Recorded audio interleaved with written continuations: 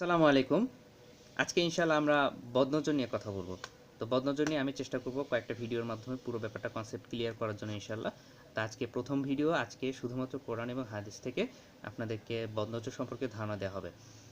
তো কথা শুরু করার আগে একটা ব্যাপার ক্লিয়ার করি, সেটা হচ্ছে যে বদনজর এটা শুনেই আমরা অনেকে মনে করি এটা একটা খ্যাত টাইপের টপিক, কিংবা বিশেষ করে আমাদের আধুনিক বা মডার্ন সোসাইটিতে এই বদনজর বা এই ধরনের টপিককে কথা বলতে অনেকে লজ্জা পায়। অথচ এটা কোরআন এবং সুন্নাহ থেকে প্রমাণিত, প্রতিষ্ঠিত একটা বিষয়। কোরআন সুন্নাহ থেকে প্রতিষ্ঠিত কোনো বিষয়কে কোনো মুসলিম যদি অস্বীকার করে বা এটা নিয়ে হাসি ঠাট্টা করে, তাহলে সে আর মুসলিম থাকবে না। তাই আপনি আধুনিকতার নামে বা যে কোনোভাবেই কোরআন হাদিসের যে কোনো একটি বিষয়কে নিয়ে যদি হাসি ঠাট্টা করেন, তাহলে আপনি আর মুসলিম থাকবেন না। তাই আজকের ভিডিওটা মুসলিমদের জন্য। If you are not a Muslim, then you can skip this video right now. Okay, এখন আমরা বদনজর সম্পর্কে জানবো। সূরা ইউসুফের 67 নম্বর আয়াতে আল্লাহ সুবহানাহু ওয়া তাআলা বলেছেন, ইয়াকুব আলাইহিস সালাম তার ছেলেদেরকে নির্দেশ দিলেন যে তোমরা যখন মিশরে প্রবেশ করবে, সবাই এক দরজা দিয়ে যেন প্রবেশ না করে, ভিন্ন ভিন্ন দরজা দিয়ে প্রবেশ করবে। তো এটা তাফসির ইবনে কাসিরের মধ্যে উল্লেখ করা হয়েছে যে এখানে আসলে তিনি বদনজরের আশঙ্কা করেছিলেন, এবং যেহেতু তার প্রত্যেকটা সন্তান ছিল সুদর্শন এবং খুব বলিষ্ঠ দেহের অধিকারী, তাই সম্ভাবনা রয়েছিল তার ছেলেদের উপর বদনজর পড়ে। এই জন্য তিনি নির্দেশ দিলেন তোমরা আলাদা আলাদাভাবে একা একা প্রবেশ করবে। তো এখান থেকেই আসলে কোরআন থেকে আমরা সরাসরি দলিল পাচ্ছি। এছাড়া সূরা কালামের 51 নম্বর আয়াতে আল্লাহ সুবহানাহু ওয়া তাআলা বলছেন যে কাফেররা যখন কোরআন শোনে, তারা তোমার দিকে এমনভাবে তাকায় যেন তারা তাদের দৃষ্টি দিয়ে তোমাকে আছড়ে ফেলবে। তো এটা তাফসিরে ইবনে আব্বাস রাদিয়াল্লাহু আনহু বলেছেন, এখানে আসলে বদনজরের কথা বলা হয়েছে, অর্থাৎ কাফেররা তাদের বদনজর দিয়ে রাসূলকে যেন আছড়ে ফেলতে চায়, কিন্তু আল্লাহ সুবহানাহু ওয়া তাআলা তাকে এখান থেকে রক্ষা করেছেন। এছাড়াও আমরা যখন সূরা ফালাক পড়ি, সেখানে 5 নম্বর আয়াতে আমরা বলি অমিশা রেহাসিদিন ইজা হাসাদ, এবং হিংসুকের অনিষ্ট থেকে যখন সে হিংসা করে। তাই কোরআন থেকে এটা একটা প্রতিষ্ঠিত বিষয় যে বদনজর সত্য। এছাড়া হাদিসের মধ্যে আমরা এখন দেখব, তো সহিহ মুসলিমের একটি হাদিস আবু হুরায়রা রাদিয়াল্লাহু আনহু থেকে বর্ণিত, রাসূলুল্লাহ সাল্লাল্লাহু আলাইহি সাল্লাম বলেছেন বদনজর সত্য। একদম সহিহ হাদিস, যেখানে স্পষ্ট বলা হচ্ছে বদনজর সত্য। সহিহ মুসলিমের আরেকটি হাদিস, যেখানে আব্দুল্লাহ ইবনে আব্বাস রাদিয়াল্লাহু আনহু বর্ণনা করেছেন, রাসূল সাল্লাল্লাহু আলাইহি সাল্লাম বলেছেন যে কোনো কিছু যদি তকদিরকে অতিক্রম করতে পারতো, তাহলে সেটা হতো বদনজর। অর্থাৎ বদনজর এতটাই মারাত্মক। এরপরে হাদিসটা সিলসিলা আর সহিয়া নামক নাসিরউদ্দিন আলবানীর একটি কিতাব, সেখানে তিনি এই হাদিসটিকে হাসান হাদিস হিসেবে উল্লেখ করেছেন। জাবির রাদিয়াল্লাহু আনহু থেকে বর্ণিত, তিনি বলেছেন যে বদনজর একটি মানুষকে কবরে এবং একটি উটকে পাতিলে নিতে পারে।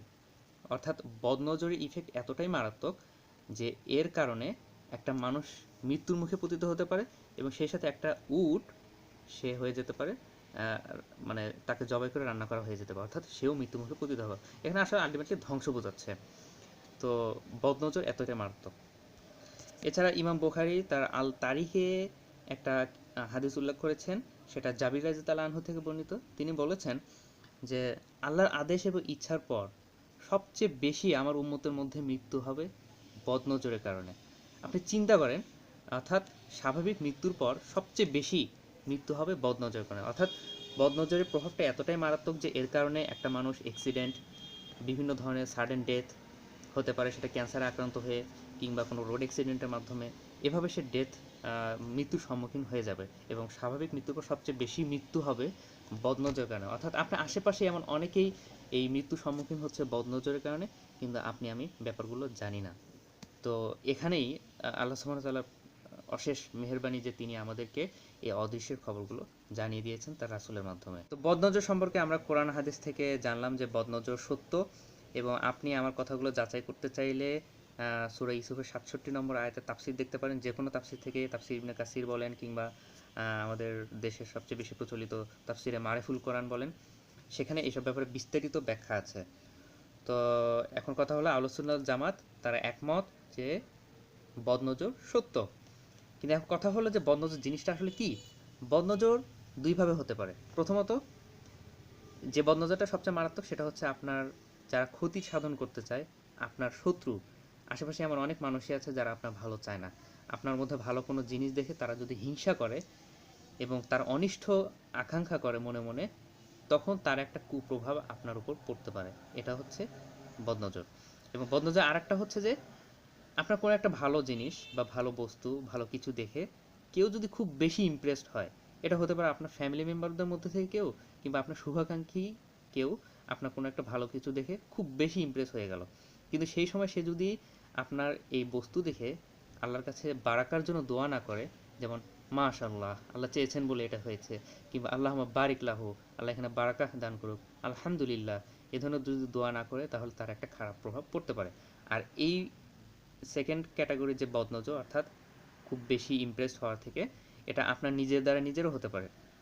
যেমন আপনি নিজের কোনো বিষয়ে আপনি নিজেই খুব বেশি ইমপ্রেসড, তখন যদি আপনি এই বিষয়ে আল্লাহর কাছে কৃতজ্ঞতা স্বীকার না করেন, আলহামদুলিল্লাহ না বলে, তখন সম্ভাবনা আছে যে এর একটা খারাপ প্রভাবে আপনি আক্রান্ত হবেন।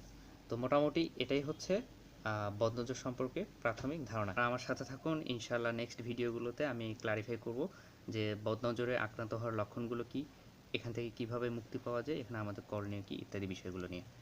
আসসালামু আলাইকুম।